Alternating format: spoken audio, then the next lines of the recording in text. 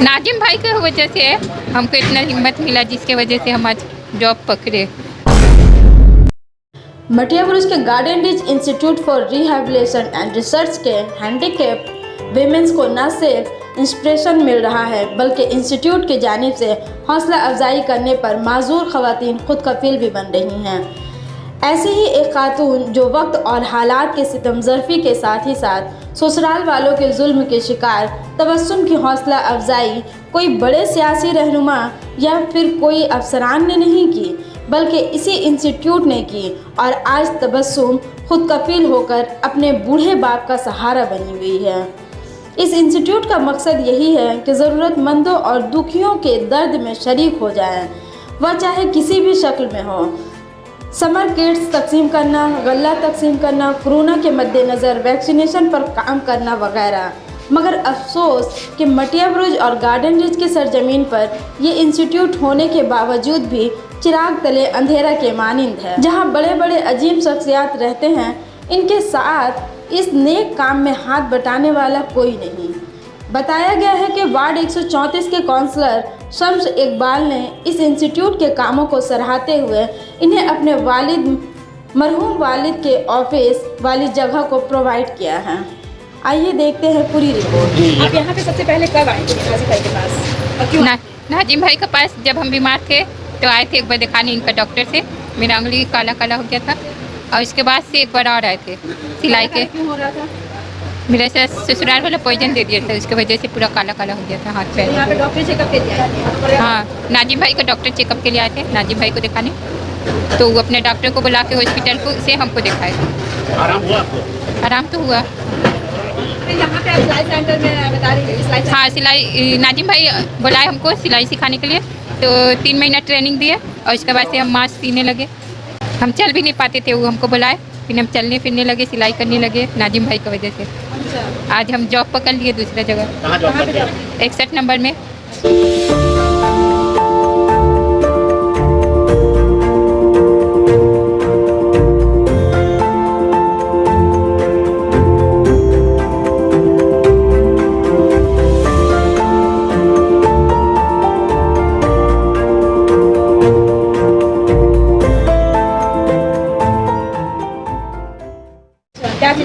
क्या office in charge. Office in charge कहाँ पे? 61 नंबर है तो corporation health centre. Health centre? हाँ, अच्छा, तो जब मास्क सीखे थे यहाँ पे लोग में तो क्या उससे कुछ आपको ये मिलता था, सैलरी वगैरह मिलता था, कुछ पैसा मिलता था? मास्क जितना सीते थे उतना पैसा मिलता था। अच्छा, पहले वरना घर में बैठी रहती थी और अभी कितना सैलरी मिल रहा है? मेरा सैलरी 5,570 रुपया है, तो ये पैसा ही कटने के बाद। पहली बार नाजिम भाई की वजह से आपको बाहर निकलने का मौका मिला, पैसा कमाने का मौका मिला? हाँ, नाजिम भाई की वजह से हमको इतना हिम्मत मिला जिसके वजह से हम आज जॉब पकड़े। हम चल फिर भी नहीं पाते थे, ये बुलाए हमको तो मशीन पे बैठने में डर लग रहा था। कितना इनका मास्क खराब किया फिर भी ये कुछ नहीं बोले। 50-100 को मास्क खराब किए होंगे फिर भी कुछ नहीं बोले। क्या नाम है आपका? तबस्सुम फिरदौस। कहाँ रहती है? अलीफ नगर 28 नंबर है ना, वहाँ पे अलीफ नगर G356 में गार्डन डी। आज दोबारा से आप लोगों का वैक्सीनेशन का जो काम हो रहा है, first dose and second dose, कितने लोगों को दिया गया है? अभी तक 86 लोगों को हो गया है हाँ। और अभी चल ही रहा है। अब सुबह में तो काफ़ी भीड़ था और अभी लोग आ रहे हैं और आएंगे ही। मतलब कहीं भी अभी वैक्सीनेशन नहीं हो रहा है और काफ़ी लोग जो हमारे सेंटर में आकर पूछ रहे थे कब होगा, जिनका फर्स्ट डोज हो गया था सेकंड डोज के लिए परेशान थे और काफ़ी ऐसे लोग हैं जो अभी तक लिए ही नहीं, इसलिए आज खासकर ऑर्गेनाइज किया गया। क्या बूस्टर डोज भी आप लोग प्रोवाइड कर रहे हैं? जी, इस बार बूस्टर डोज का भी अरेंजमेंट किया गया है नारायण के थ्रू।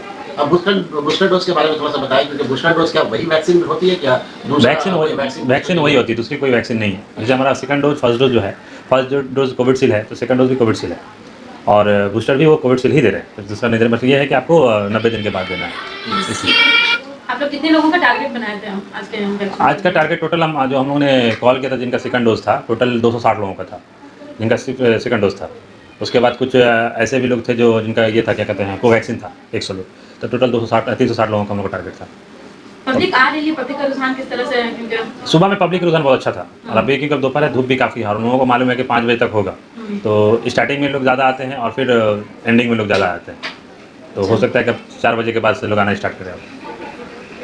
रमजान में भी देखा गया है कि आप लोगों ने काफ़ी अच्छा काम किया, बकरीद के दरमियान मुतफ़्फ़ी के काम किया है, मगर ये लगातार आपका काम होना, तो इतना सारा फंडिंग के लिए कहाँ से आप लोग किस तरह से अरेंजमेंट करते हैं? देखिए, जाहिर सी बात है वैक्सीनेशन के साथ ही साथ राशन डिस्ट्रीब्यूशन करना, उसके साथ ही साथ आप एजुकेशन की तरफ भी ध्यान देते हैं, फिर बच्चों का वो हैंडीकैप बच्चों की तरफ ध्यान देना, ये इतना सारा फंडिंग में कहीं ना कहीं प्रॉब्लम तो आता होगा आप लोगों को? नहीं, एक्चुअली क्या है कि फंडिंग कहीं से हम लोगों को नहीं मिलता है, और जो वैक्सीनेशन का था तो वैक्सीनेशन था टोटल फ्री ऑफ कॉस्ट। तो हम लोग नारायणा हॉस्पिटल या लेप्रोसी मिशन हॉस्पिटल के साथ बात करके उनके पास वैक्सीन था और यहाँ काफ़ी लोग थे जो वैक्सीनेशन नहीं लिए थे। उस दरमियान क्या होता है कि एक सीबीएम इंडिया ट्रस्ट, एक बैंगलोर की ऑर्गेनाइजेशन है, उसने बोला था कि आप पब्लिक का मोबिलाइजेशन कीजिए तो हम लोग सपोर्ट करेंगे। तो पब्लिक मोबिलाइजेशन के लिए उन्होंने सपोर्ट किया था, तो उसका काफ़ी लोगों को लिया गया था कि 6 महीने का वो प्रोजेक्ट था कि जितना आप लोगों को मोबिलाइज कीजिएगा, स्पेशली पर्सन विद डिसेबिलिटीज़ के लिए और एक केयर गिवर के लिए। तो वो 6 महीने का शॉर्ट पीरियड था, लेकिन वो वैक्सीनेशन का काम हो गया, लेकिन हो गया। लेकिन बाकी जो राशन है या क्या कहते हैं विंटर किट्स है या वो कोरोना किट्स है, तो वो सब हम लोगों ने गुंज से लिया था। और उस पहले हम लोग क्या कहते हैं, किसी से पैसा नहीं मांगते थे, और आज भी किसी से पैसा नहीं मांगते हैं कि हमको ये सामान की ज़रूरत है, आप खुद से खरीद के दे दीजिए। पैसा लोगों को देने से लोग को लगता है खर्चा होगा, नहीं होगा, करेगा नहीं करेगा, लेकिन अगर हमको सामान की ज़रूरत आप खुद खरीद के देते हैं तो हम एटलीस्ट वो यूटिलाइज़ कर लेते हैं। लेकिन अभी क्या हो रहा है कि क्योंकि physiotherapist, special educator, speech therapist, इस फील्ड के लिए मतलब प्रोफेशनल ही चाहिए, क्योंकि गवर्नमेंट का एक्ट है कि रिहेबिलिटेशन काउंसिल ऑफ इंडिया का रजिस्टर्ड आदमी वो बच्चों को टच कर सकता है, अदरवाइज आप और हम टच नहीं कर सकते। तो उसके लिए प्रोफेशनल रखना पड़ेगा। अब प्रोफेशनल रखने के लिए सैलरी बहुत हाई है, माने अगर हम लोग फ्रेशर को भी लेते हैं तो 15,000 रुपये से कम का डिमांड नहीं करते हैं। और इस एरिया के लोग ऐसे हैं कि मैंने उतना अफोर्ड भी नहीं कर पाते हैं, और क्योंकि बाहर में अगर प्राइवेट में जाते हैं तो पर विजिट 300-400 रुपये लगता है। और यहाँ हम लोगों ने क्या किया है कि मंथली आप 200 रुपये दीजिएगा, जिसमें physiotherapy, special education, speech therapy, occupation therapy दी जाती है। क्यों लिया जाता है? पहले हम लोग टोटल फ्री किया था, लेकिन बाद में देखा कि इसका कोई वैल्यू नहीं दे रहा है। तो हुआ कि आप मिनिमम कितना कंट्रीब्यूशन दे सकते हैं। आप जिस तरह से बात किया कि वैक्सीनेशन जो है उसमें पैसे नहीं लगते हैं, वो एक पैसा भी न लेते हैं और न जहाँ से आता है उसको दिया जाता है। लेकिन जहाँ तक राशन फंडिंग करना चाहता तो फंडिंग लेंगे, क्यों नहीं लेंगे? लेकिन जो राशन और किट्स हम लोगों को जो मिला था वो गुंज से मिला था, और गुंज आज भी हम लोगों को मटेरियल सपोर्ट करता है, पैसे के सपोर्ट नहीं करता है। वो हम रिक्वेस्ट करते हैं कि हमारे एरिया में इतने लोग हैं जो अफेक्टेड हैं। जैसे अभी परसों तूफान आया था, तो जो हमारा एफओज एरिया कुछ अफेक्ट हुआ है, तो हम लोगों ने प्लान किया है कि हम लोग वहाँ पे तिरपाल सपोर्ट करेंगे। तो हम लोगों ने कल गुंज को मेल किया, उन्होंने बोला कि ठीक है हम ट्राई करते हैं, देखते हैं हमारे पास स्टॉक में कितना है। तो इस तरह से सामान ले जाकर हम लोग डायरेक्ट उनको दे देते हैं।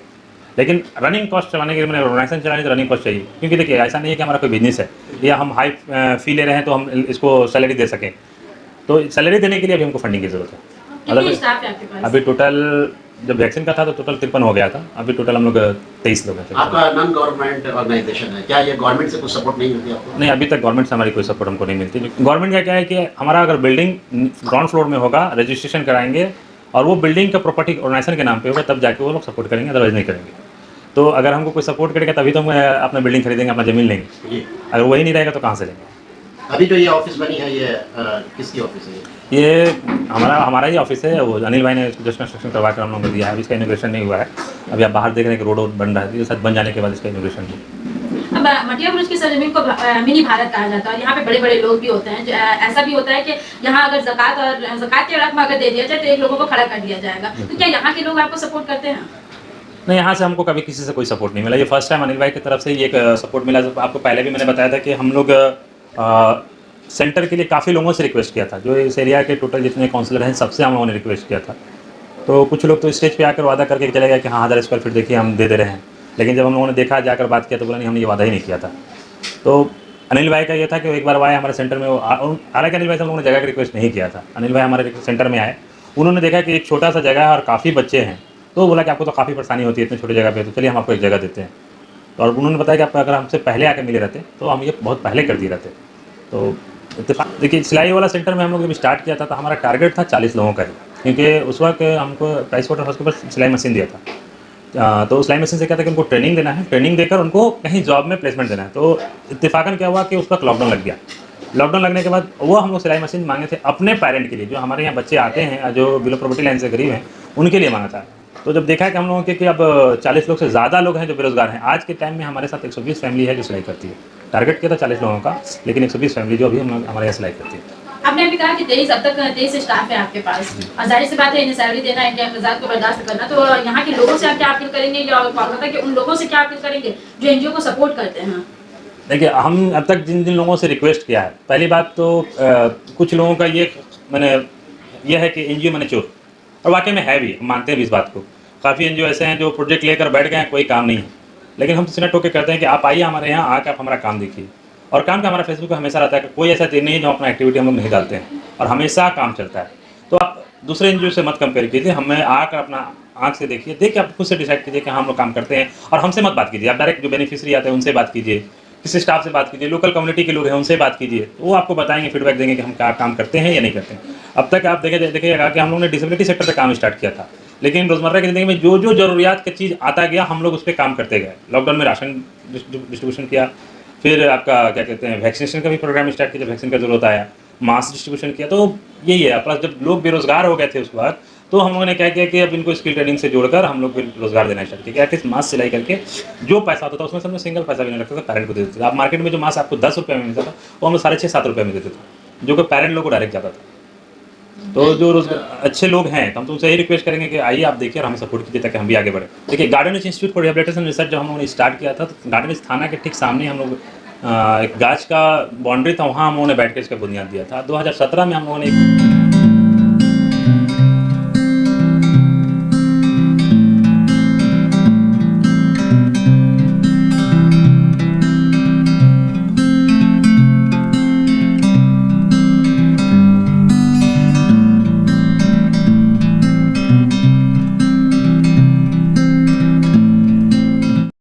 जगह लिया था छोटा सा, वहाँ पे हम लोग काम स्टार्ट किया था। लेकिन अब चूँकि उस वक्त भी कोई फंडिंग नहीं था और हमारे जो 7 मेंबर थे, हम लोग 7 मेंबर हम लोग कंट्रीब्यूशन देते थे और आज भी देते हैं। एक हमारा छोटा भाई है गुलाम रब्बानी जो साउथ अफ्रीका रहता है, वो हमको सपोर्ट करता है, तो वो उसके कुछ दोस्त हैं वो हमको सपोर्ट करते हैं, उसके थ्रू हम लोग ये काम को चला पा रहे थे। अब चूँकि अब काम बढ़ रहा है, बच्चे बढ़ रहे हैं, अच्छा हम ये भी बोलते हैं कि हम पेरेंट लोगों से हम लोग कुछ कंट्रीब्यूशन लेते हैं। स्टार्ट हम लोग किया था फ्री में, लेकिन देखा कि इस काम को कोई वैल्यू नहीं देता है और लोग चारों तरफ घूम कर आ जाते हैं, मन जाते हैं वहाँ 700, 800, 900 रुपया एक दिन का देते हैं, बाद में फिर हमारे पास ही आते हैं उसी काम के लिए। तो हम लोगों ने प्लान किया कि लोग हम लोग यूज़ कर रहे हैं तो क्यों ना हम लोग इनसे एटलीस्ट 200 रुपया ही लें ताकि सर्विस को वैल्यू समझें। क्योंकि ऐसा नहीं है कि हम लोग नॉन प्रोफेशनल को रखा है, क्योंकि हमारे जो ग्रुप में जो हमारा जो गवर्निंग बॉडी मेंबर है उसमें फिजियोथेरेपिस्ट है, स्पीच थेरेपिस्ट है, स्पेशल एजुकेटर है, तो ये 7 प्लस होम्योपैथी डॉक्टर्स हैं। तो सब मिल के हम लोग एक प्रोफेशनल लोग मिल के ऑर्गेनाइजेशन को स्टार्ट किया था। तो अल्लाह का करम है कि जब हम लोगों ने स्टार्ट किया था ज़मीन पे थे। आज हमारा एक अपना ऑफिस जो रेंट पे लेके 1000 स्क्वायर फीट का ऑफिस है आपका सगुन हॉल के पास, और ये अभी अपना एक अनिल भाई ने दिया आपको ये एक अपना हो गया। तो ये कहीं ना कहीं हम लोग तो नहीं किया है क्योंकि इनका जो कंडीशन है इनका कुछ अलग ही कंडीशन है, तो इनका जितना भी मेडिकल ट्रीटमेंट हो सकता है वो हो रहा था। इनका सबसे बड़ा कंप्लेन था कि इनको घर पे नहीं बैठना है क्योंकि ये किसी डिप्रेशन से गुजर रही है अभी, तो जितना घर पे रहती हैं उतना उनको और डिप्रेशन बढ़ता जा रहा है। तो उसके वजह से वो मजबूरी में आके हम लोग के यहाँ आई थी कुछ काम करने के लिए। तो उस टाइम तो कुछ ऐसा कुछ काम हो नहीं रहा था, तो हम लोग का सिर्फ मास्क सिलाई हो रहा था। तो जो भी हो 2 पैसा ही सही उसमें ही वो लग गई थी। तो जब उसमें जुड़ी हैं तो इनको ये लगा कि हमको घर पे नहीं बैठना अच्छा है क्योंकि जितना वो काम में इन्वॉल्व रहेगी उतना डिप्रेशन से दूर रहेगी। तो इसके लिए वो सब जगह जॉब ढूंढने लगी, कुछ काम अगर मिल जाए कहीं पे तो अभी शायद इनको कोई हेल्थ सेंटर में काम मिल गया अच्छा खासा। गार्डन रिच रिहेबिलिटेशन जो है ऐसे खातून के लिए एक इंस्पिरेशन का जगह बन रहा है, क्या कहेंगे? और आगे किस तरह से आप खातून के ऐसे खातून के साथ ये हम लोग का एक अचीवमेंट है क्योंकि इनके सिर्फ यही नहीं और भी बहुत सारी लेडीज़ ऐसी हैं जो घर पे नहीं बैठना चाह रहे क्योंकि अभी घर का माहौल ही टेंशन भरा ये सब होता है। तो जितना वो लोग दूसरे काम में इन्वॉल्व रहेंगी उतना वो सब डिप्रेशन से बाहर रहेंगे। ऐसे खातून को आप अपने ट्रस्ट में जोड़ना चाहेंगे? हाँ, और बहुत सारे हैं हम लोग का, ऐसे बहुत सारे अचीवमेंट आप देखने के मिलेंगे आगे। इन खातून को क्या मैसेज देंगे जो अपनी ज़िंदगी को बोझ समझ बैठे? उनसे ये बोलेंगे कि ज़िंदगी बोझ नहीं है, आप उसको जितना ही ईजिली लेंगे इतना स्मूथली लेंगे उतना स्मूथली वो चलेगा। और आगे जाके यही बोलते हैं कि आप घर पे नहीं बैठिए और खुद को बोझ मत समझिए, आप खुद के ऊपर इंडिपेंडेंट रहिए ताकि लोग आपको बोझ नहीं समझे। जैसे बहुत सारे जो है ना वो ये सब मन में बैठा लिए कि बस हमें ये करीब है, लेकिन ये अब जो है ना उनके थॉट जो है ये थॉट उनको बदलना होगा खुद से कि नहीं मेरे पर ये नहीं है, लेकिन वो लोग वो बैठा लिया। ये हम लोग कोशिश कर रहे हैं कि ये इस तरह से जो औरतें हैं हम लोग यहाँ पर अपने सेंटर में लाकर इन लोगों को दिखाएं काम और ये इन्वॉल्व करें इन लोगों को। ज़्यादा से ज़्यादा कोशिश है। अब हम लोग का अचीवमेंट है कि हम लोग ये करना चाह रहे हैं, बहुत ज़रूरी है इन्हें करना। समझे? वैक्सीन लेना ही है, इवन बूस्टर भी लेना है। 2nd डोज की 9 महीने बाद बूस्टर भी लेना चाहिए। बूस्टर डोज जो हो रहा है लोग बाहर में जो लेने जा रहे हैं उसका ज़्यादा प्राइस लग रहा है, यहाँ पे क्या यहाँ पर तो 1st 2nd बूस्टर सभी चल रहा है, ये तो फ्री में दे रहे हैं ये लोग। और बाहर जो प्राइवेट सेक्टर में लेना है तो उनका जो प्राइस है उसको लेकर ही लेना पड़ेगा बस। बूस्टर वैक्सीन जो हो रहा है वो क्या नॉर्मल वैक्सीन से अलग है? नहीं, एक ही है। कोविशील्ड कोवैक्सीन दोनों का ही सेम है, अलग कुछ नहीं है। 1st डोज 2nd डोज में जितना अमाउंट मिला है 3rd डोज में भी उतना ही अमाउंट मिल रहा है। देखिए नॉर्मल वैक्सीन और कोविड वैक्सीन में तो फ़र्क है। ये फॉर प्रोटेक्शन, अगर ये जैसे इम्यूनाइजेशन शेड्यूल है ना, इसलिए ये भी एक इम्यूनाइजेशन शेड्यूल है जिसमें फर्स्ट सेकंड बूस्टर तीनों ही लेना है। बूस्टर नहीं, उसको प्रिकॉशन डोज कहते हैं, प्रिकॉशन डोज लेना है। अनुष्का। लोग तो डिस्पोजेबल वो सिरिंज यूज़ करते हैं, एक के लिए एक ही सिरिंज यूज़ होता है और फिर हम लोग वो डिस्कार्ड कर देते हैं। और हम लोगों का जो सिरिंज है वो 1 ml का सिरिंज है, उसमें सुई बहुत ये है, ठीक है, तो इतना प्रॉब्लम नहीं होता है। अगर एक सिरिंज से अगर 2 लोगों को दिया जाता है तो क्या ये सही है? नहीं, वो सही नहीं है, क्योंकि हम अगर दूसरा को कुछ डिसीज़ रहेगा तो वो दूसरे के अंदर भी चला जाएगा ना। अगर हमको कुछ HIV, कुछ भी हेपेटाइटिस, कुछ भी प्रॉब्लम रहेगा तो मैं दूसरा वैक्सीन एक ही नीडल से दूसरे लोगों को प्रिक करूँगी तो उसके अंदर भी चला जाएगा, वो सही नहीं है।